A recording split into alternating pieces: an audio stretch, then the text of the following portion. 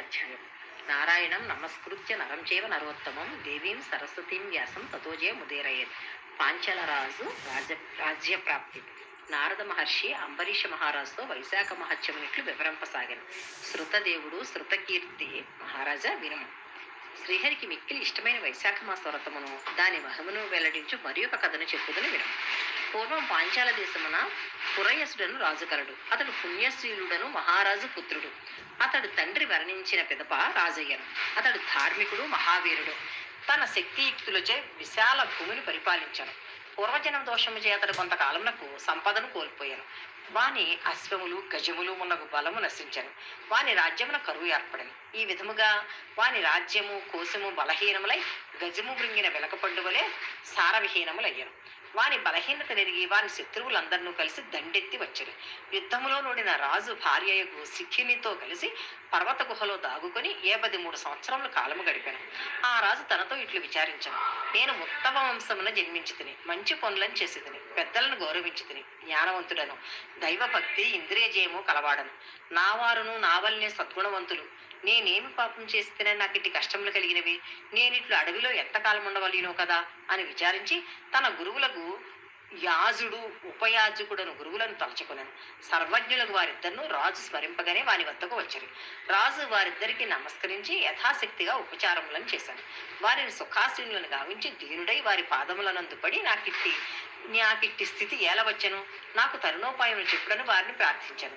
వారు రాజును లేవదీసి కూర్చుండబెట్టి రాజు చెప్పిన మాటలను వినిరి. వాని మనోవిచారమును గ్రహించరి. క్షణకాలము ధ్యాన నిమగ్నులై ఇట్లనిరి. రాజా, నీ దుఃఖమునకు కారణములు వినుము. నీవు గత 10 జన్మలలో క్రౌర్యము కలిగిన కిరాతుడవు. నీ ఎందు ధర్మ ప్రవృత్తికై కొంచెమేనూ లేదు. సద్గుణము లేవియునూ లేవు. శ్రీహరికి నమస్కరింపలేదు. శ్రీహరిని కీర్తింపలేదు.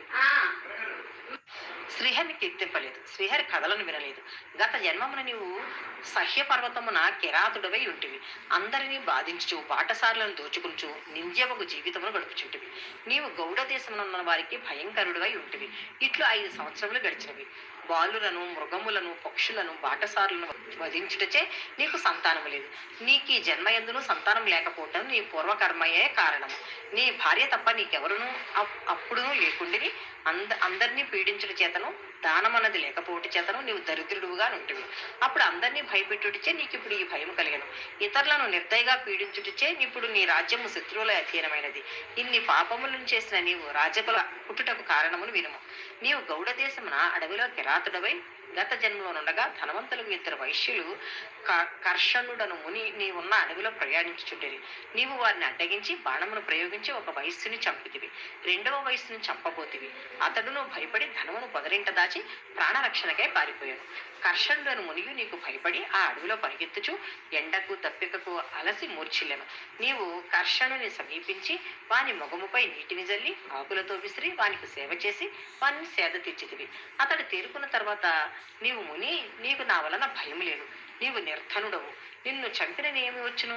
కాని పారిపోయిన వైశ్యుడు ధనమును ఎక్కడ దాచినో చెప్పుము, నిన్ను విడిచెదను. చెప్పనిచో నిన్ను చంపెదను అని వానిని బెదిరించను. ఆ మునియు భయపడి ప్రాణరక్షణకై వైశ్యుడు ధనమును దాచిన పొదరింటిని చూపాను. అప్పుడు నీవు ఆ మునికి అడవి నుండి బయటకు పో మార్గముని చెప్పి దగ్గరలో ఉన్న నిర్మల జలము గల తటాకమును చూపి నీటిని త్రాగి మరింత సేద తీసుకొమ్ము. రాజభటులు నాకై రావచ్చును. కావున నేను నీ వెంబడి వచ్చి మార్గమును చూపచాలని చెప్పితను. ఈ ఆకులతో విసురుకొను. చల్లని గాలి వీచునని వానికి మోదుగా ఆకులనిచ్చి పంపి నీవు అడవిలో దాగుకుంటివి. నీవు పాపాత్ముడువైనను వయస్సుని ధనమెచ్చటనున్నదో తెలుసుకున్నటకై ఆ మునికి సేవలు చేయటం వలన వారిని అడవి నుండి పో మార్గమును జలాశయ మార్గము చెప్పుట వలన ఆ కాలము వైశాఖ మాసమగుటచే నీవు తెలియక చేసినాను, స్వార్థముతో చేసినను మునికి చేసిన సేవ ఫలించినది. ఆ పుణ్యం వలన నీవు ఇప్పుడు రాజవంశంలో జన్మించితివి. నీవు నీ రాజ్యమును పూర్వపు సంపదల వైభవములను కావాలనని అనుకున్నచో వైశాఖ వ్రతమును చేయము. ఇది వైశాఖ మాసము. నీవు వైశాఖ శుద్ధ తదియందు ఒకసారి ఈనిన ఆవును దూడతో పాటు దానమిచ్చినచో నీ కష్టములు తీరును. గొడుగునిచ్చిన నీకు రాజ్యము చేకూరును. ప్రాతకాల స్నానము చేసి అన్ని ప్రాణులకు అందరికీ సుఖమును కలిగింపము. నీవు భక్తి శ్రద్ధలతో వైశాఖ వ్రతమును ఆచరించి శ్రీహరిని అర్చించి శ్రీహరి కథలను విని యథాశక్తి దానములను చేయము. లోకములన్నీ నీకు వశములగును, నీకు శ్రీహరియు సాక్షాత్కరించును అని వారిద్దరును రాజునకు వైశాఖ వ్రత విధానము చెప్పి తమ నివాసమునకు మరలిపోయారు. రాజపురోహితులు చెప్పినట్లుగా వైశాఖ వ్రతము భక్తి శ్రద్ధలతో ఆచరించాను.